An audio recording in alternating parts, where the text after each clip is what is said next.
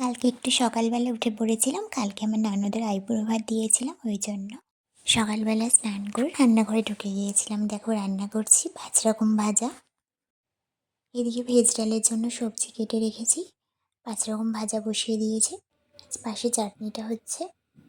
তারপরে আলু চিপস কেটে রেখেছি, চিপসটা ভেজে নিচ্ছি। মাছের মাথাটাও ভাজা বসিয়ে দিয়েছি, পেঁয়াজগুলো কেটে রেখেছি। এই তো ভেজ ডাল হচ্ছে। তারপর ব্রেকফাস্ট রেডি করে নিলাম সকালবেলায়। তারপর চিকেন কষাটা করবো, ওদিকে সব কিছু কমপ্লিট হয়ে গেল। তারপর আইবুড়ো ভাত দিতে শুরু করলাম। আমার শাশুড়ি এখন আশীর্বাদ করছে ফার্স্টে, কারণ উনি বড়। উনি আশীর্বাদ করছে, প্রদীপের তাপ দিচ্ছে।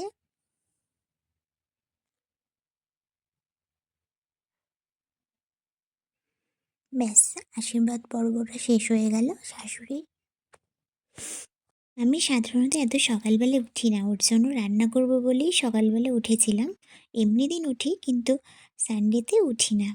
তারপরে এই যে আমার ননদের ছেলেটা ঢুকে গেল, দুষ্টুমি করছিল ওখানে গিয়ে। বলছিল মাসিমুন পাশে বসবো। তারপরে আমার শাশুড়ি আলমারিতে থালা দিয়ে রাখছিল, খুব দুষ্টুমি করে ওই জন্য। তারপরে আমি চিকেনটা আনতে গিয়েছিলাম রান্নাঘরে, কারণ আশীর্বাদ করার সময় চিকেনটা দিইনি, পরে দিয়েছি। তখন ও দুষ্টুমি করছিল।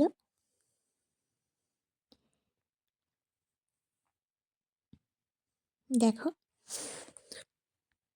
যাক। তারপর আমার ননদ আশীর্বাদ করবে। রান্নাঘরটা গোছানো হয়নি এখনো, পুরো আগোছালো হয়ে রয়েছে। জাস্ট রান্নাটা কমপ্লিট করে ওকে খেতে দিয়েছি। আবার আমি চিকেনটা নিয়ে চলে আসলাম। তারপরে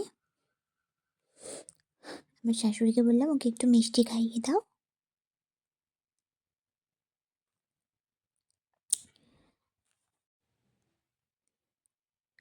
তারপরে আমার ননদ একটু আশীর্বাদ করলো, পুচকেটাকে কোলে নিয়ে করছে, ও খুব দুষ্টু তো, ওই জন্য জিজ্ঞেস করলো কোন আঙ্গুল দিয়ে টিপটা পরাবে। ওর আশীর্বাদ পর্ব শেষ হয়ে গেল।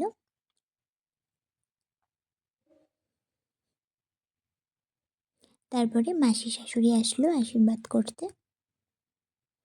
এই যে মাসি এখন চন্দনের ফোঁটা দিচ্ছে। এই সময়টায় প্রায় সবারই বিয়ে হয়, ফেব্রুয়ারি মাসটা অনেক বিয়ে পড়ে, কারণ এই সময় ওয়েদারটা খুব ভালো থাকে, না ঠান্ডা না গরম। তারপরে আমি একটু ওকে প্রদীপের তাপ দিলাম, একটুখানি মিষ্টি খাইয়ে দিলাম।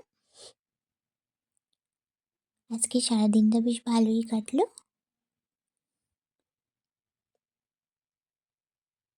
দেখো, আমি একটু ওকে চন্দনের ফোঁটাও পরিয়ে দিয়েছিলাম।